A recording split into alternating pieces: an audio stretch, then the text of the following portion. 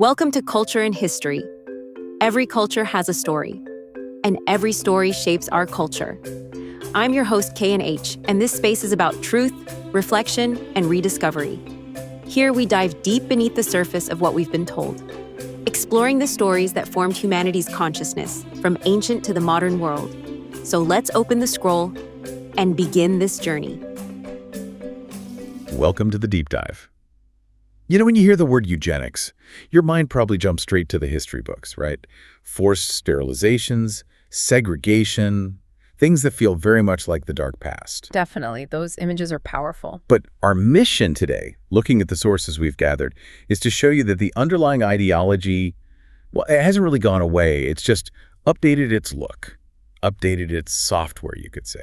That's exactly right. The basic impulse, this need to classify, to optimize, to create human hierarchies, it's shape-shifted, really. It's moved from those state-run biological programs and racial purity laws. Yeah, the really overt stuff. Exactly, into something much more pervasive. It's now embedded in commerce and algorithms, shaping our daily lives in ways we often don't even consciously register. So we're basically tracing the family tree of hierarchy here. This deep dive is all about how that central idea that some lives are inherently better or fitter than others, how it rebranded itself. And it did so across three key areas, which we'll explore. First, that 19th century race science, which laid the groundwork. Then through the modern marketplace of, well, cosmetic perfection, buying your way to better. And finally, landing squarely in today's world of data-driven governance and techno-optimization. AI, genetics, the whole package. It's quite a journey.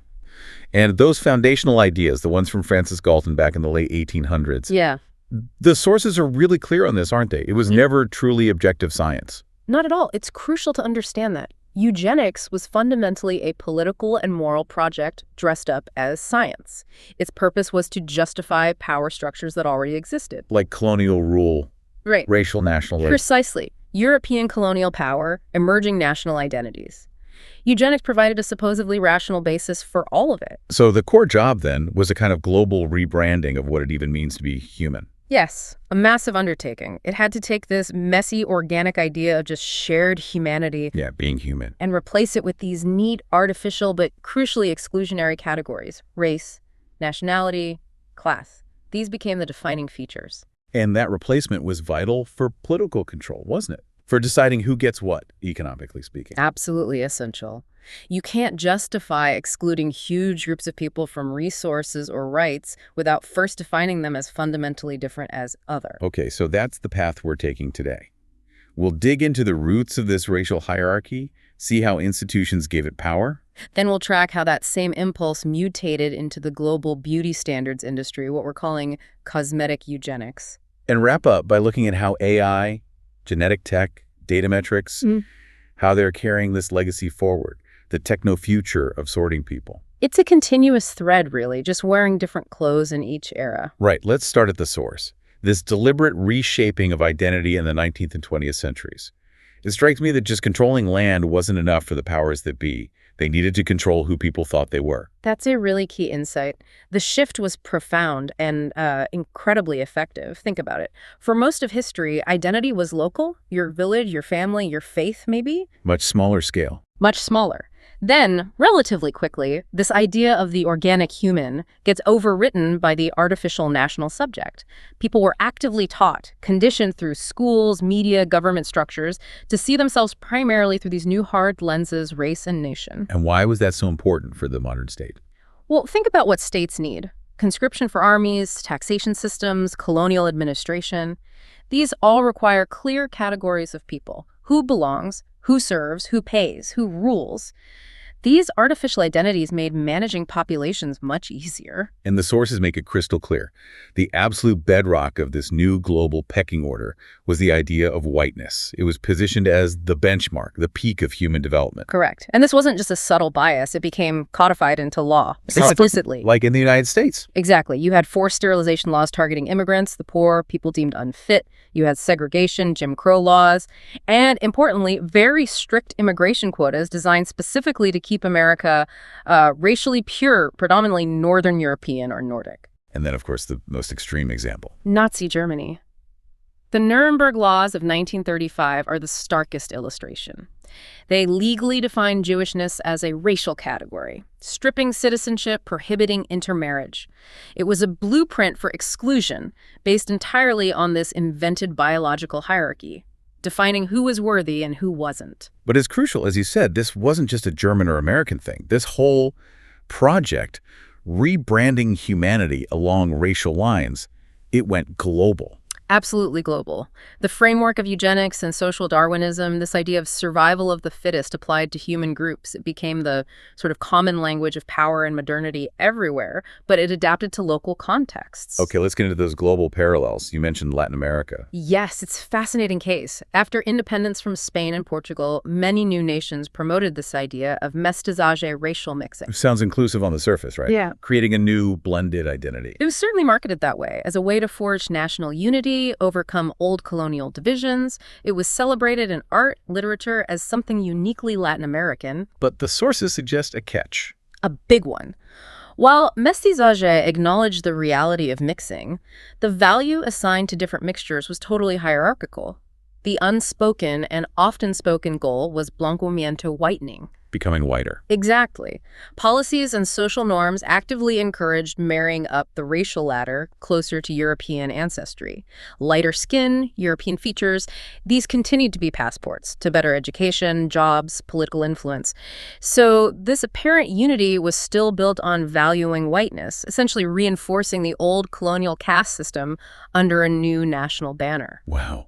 So celebrating mixing, but only if it moved in one direction. Pretty much. And then you look at Asia, you see similar dynamics playing out, but with a different focus. Like the Pan-Asian movements. Right. In places like Korea, China, Japan, you had these movements promoting yellow racial unity. But what were they doing? They were adopting the West's own logic of social Darwinism to compete with the West. Using the master's tools. Precisely. They argued for the collective superiority of their race over others, sometimes justifying their own imperial ambitions, like Japan did in Korea and China. They used the rhetoric of racial fitness and destiny, mimicking the European colonial powers they aimed to challenge or displace. It really shows how pervasive that framework became. Which brings us back to why these ideas, even when scientifically baseless, were so hard to shake off.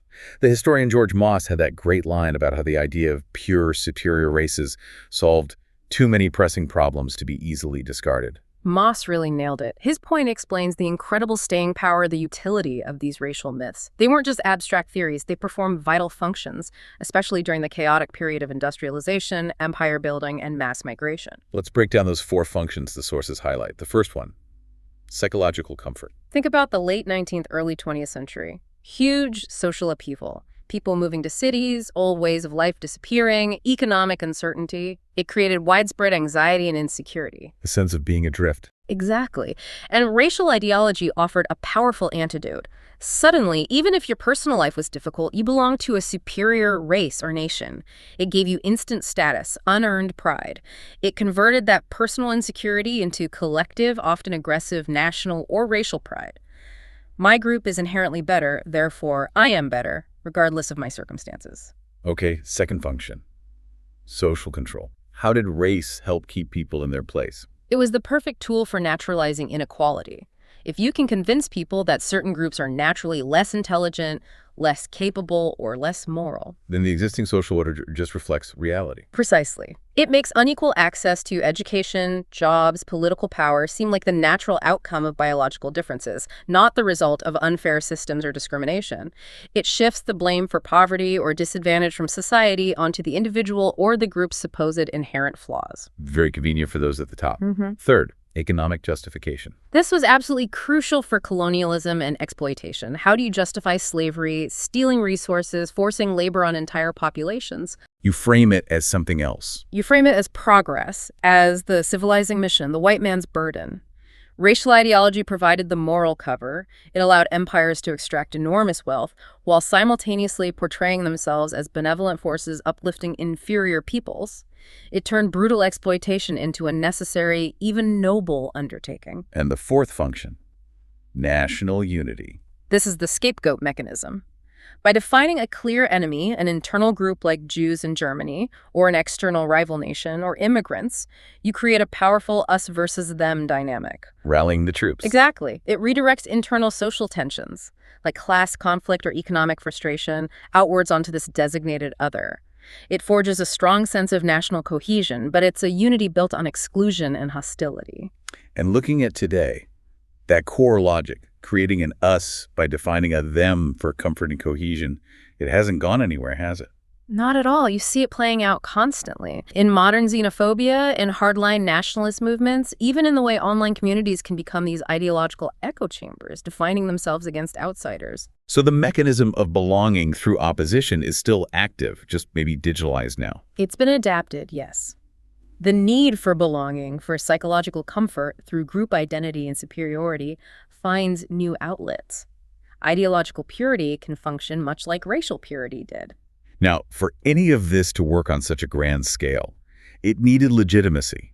It couldn't just be angry pamphlets. The sources stressed that eugenics gained real traction because it was institutionalized. It got the stamp of approval from the elite. This is absolutely pivotal. Eugenics wasn't just a fringe movement bubbling up from below. It was championed by the most prestigious institutions of the time. Elite universities, Harvard, Yale, Stanford in the US, Cambridge, Oxford in the UK, scientific academies, and critically, government agencies dealing with public health, statistics, immigration. So science and state power, hand in hand. Exactly. This alliance gave raw prejudice the veneer of objective scientific authority. It provided what the sources call a moral mask. A perfect phrase. It made policies of exclusion, sterilization, segregation seem rational, necessary, even humanitarian. It wasn't about hate. It was about improving the race, ensuring national fitness, planning for a better future. It masked control as progress. And the research itself, the science backing it up, seems to have been deeply flawed. The sources mention cultural narcissism. Yes, it was fundamentally a self-serving loop. Think about who was doing the research.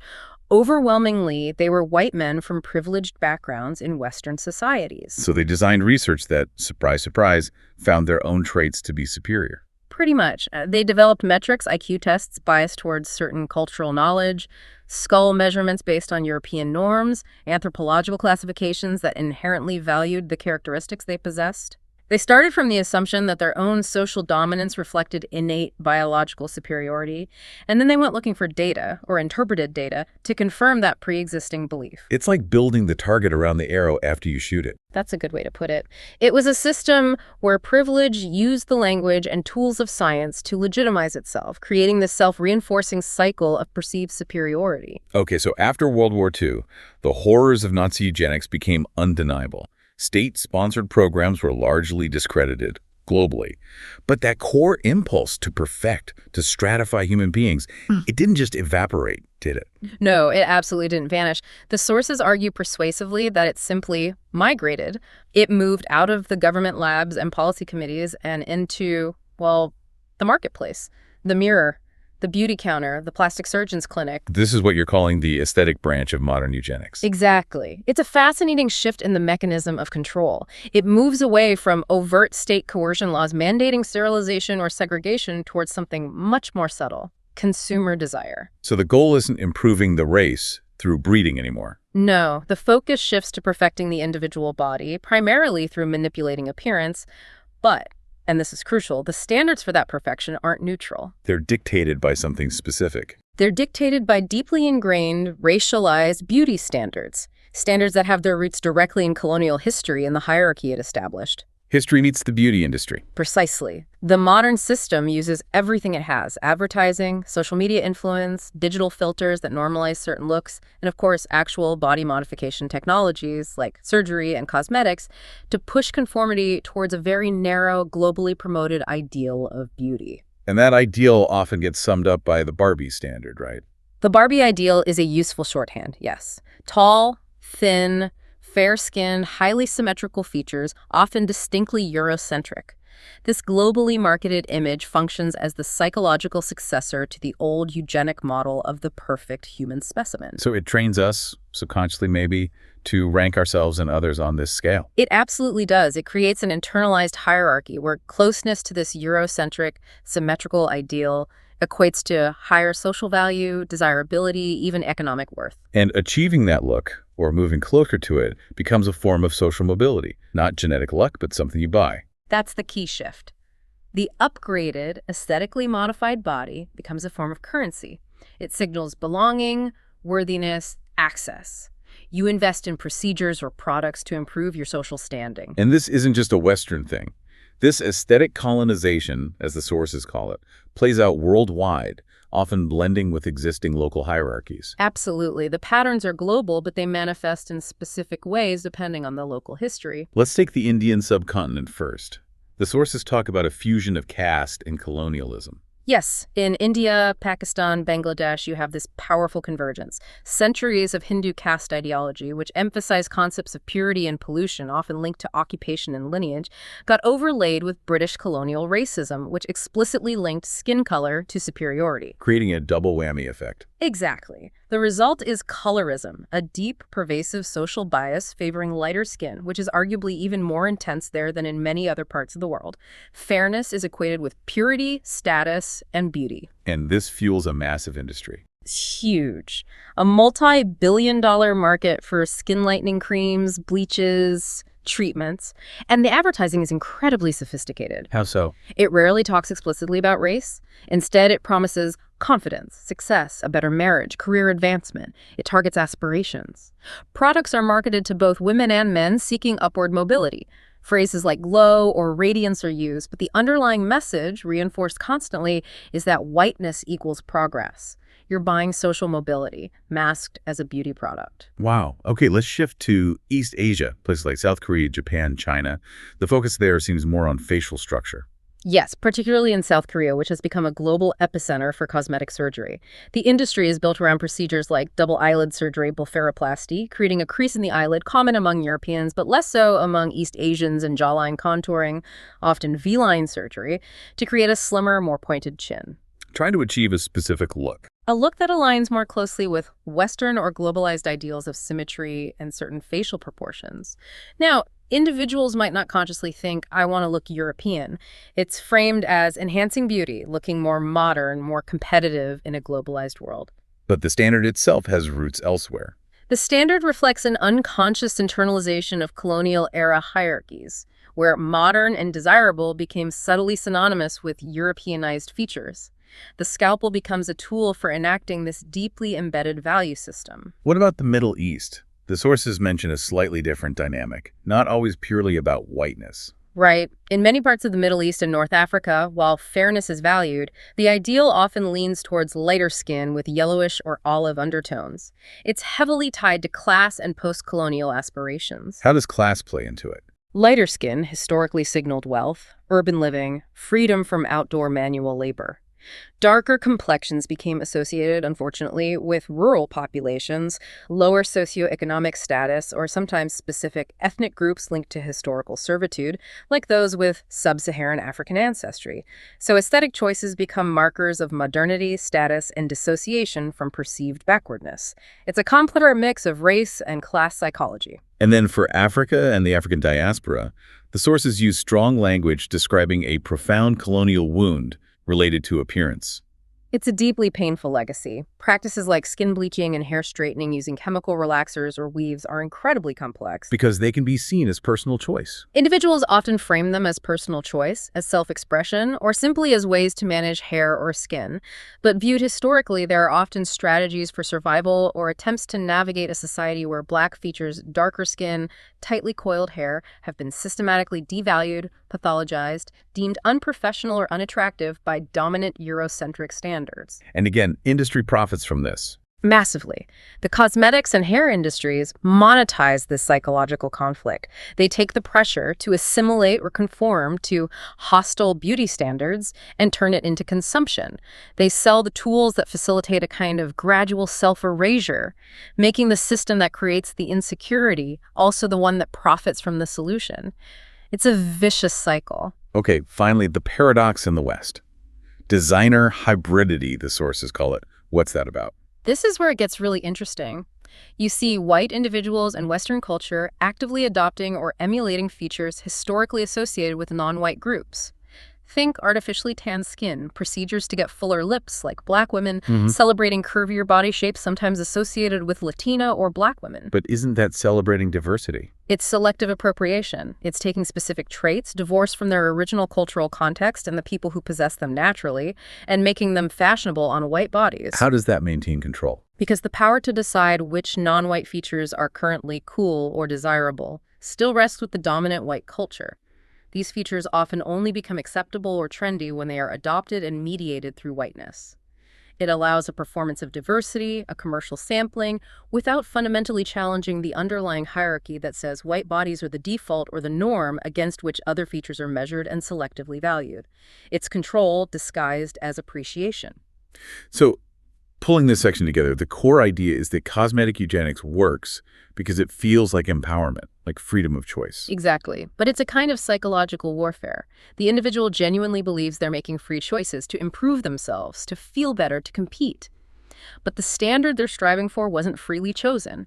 It was implanted subtly and pervasively by this globalized hierarchy of aesthetic value, itself a legacy of colonial power. So the consumer becomes their own eugenicist, in a way. The consumer becomes both the subject and the scientist, constantly monitoring, editing, upgrading their own body to meet an externally defined, often algorithmically reinforced, ideal of perfection, seeking validation through likes, approval, and market success. And the ultimate irony. We talk a lot about diversity and inclusion, body positivity. Yet, in practice, the marketplace and media relentlessly enforce visual conformity. The system doesn't need concentration camps or forced sterilization anymore. It just needs advertising and Instagram filters. It just needs to sell assimilation. It creates an environment where moving closer to the dominant aesthetic ideal, typically Eurocentric symmetry or selectively appropriated exotic features, is the path of least resistance, the rewarded path. It makes individuals internalize the pressure and take responsibility for achieving a standard they didn't create. Okay, let's bring this into the present and future. We've seen how the eugenic impulse shifted from state biology to consumer aesthetics. Now we're looking at its latest incarnation, technology. Right. The fundamental DNA of eugenics, the drive to control, optimize, select, and exclude, it's still very much alive. It just speaks a different language now. It's less about race science and more about technocratic selection. And the human body is still the target. The body is still the frontier. But instead of being colonized by nations arguing about racial purity, it's being colonized, you could say, by algorithms, data profiles, genetic markers, and brands. Identity is increasingly managed and valued through these technological metrics. And this connects back to that old promise of perfecting humanity. Absolutely. We're seeing a revival of that promise, but through the lens of biotechnology. Think about genetic editing technologies like CRISPR. The conversation around designer babies is essentially eugenics repackaged for the biotech age. Oh, so. The goal isn't explicitly racial purity anymore. It's about optimizing statistical traits. Eliminating genes associated with diseases, yes, but potentially also selecting for genes linked to intelligence, height, athleticism, desirable cognitive or physical traits. The promise of perfection is back, just framed in terms of statistical risk reduction and enhancement. Molecular eugenics, perhaps. And this same impulse, this drive to sort and optimize, is shaping how we're governed. Yeah. You mentioned AI bias. Yes, this is critical. The eugenic logic creeps into governance through algorithmic systems, often under the banner of efficiency or objectivity. But these systems are trained on data.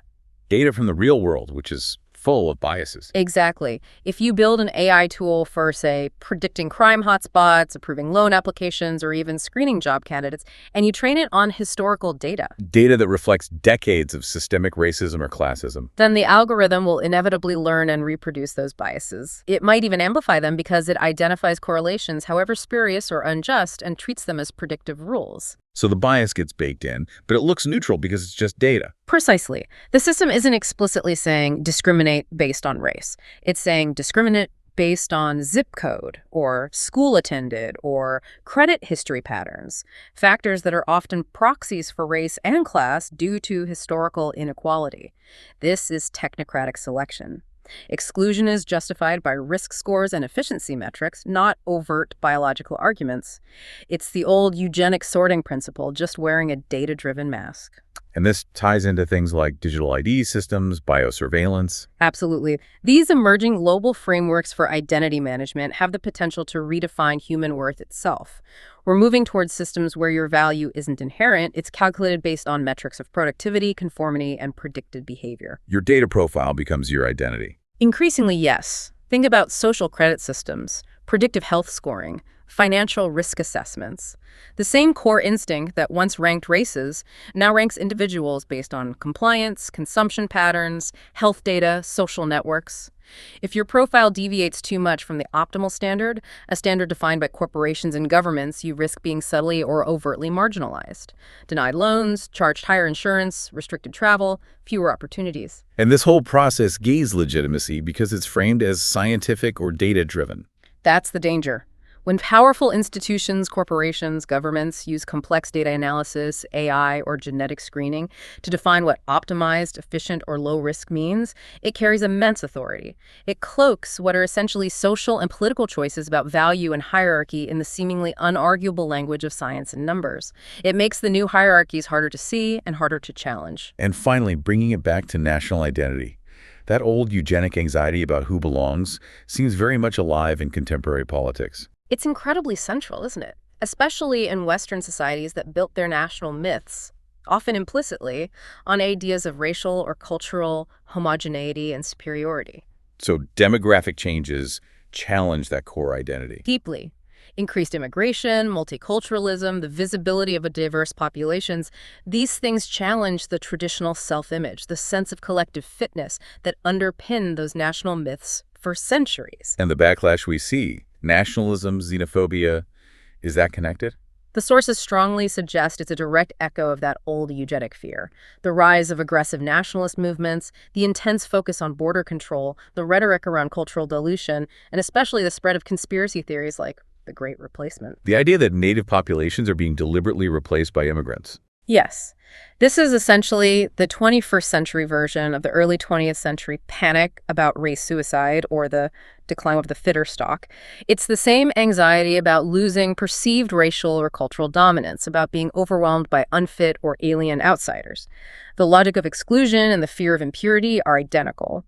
The targets have just been updated to include cultural and ideological enemies alongside the traditional racial ones. So we've followed this thread from 19th century race science through the cosmetic marketplace right into the algorithms and genetic tech of today. It's been quite the transformation. It really has. And if you synthesize that journey, what emerges is this.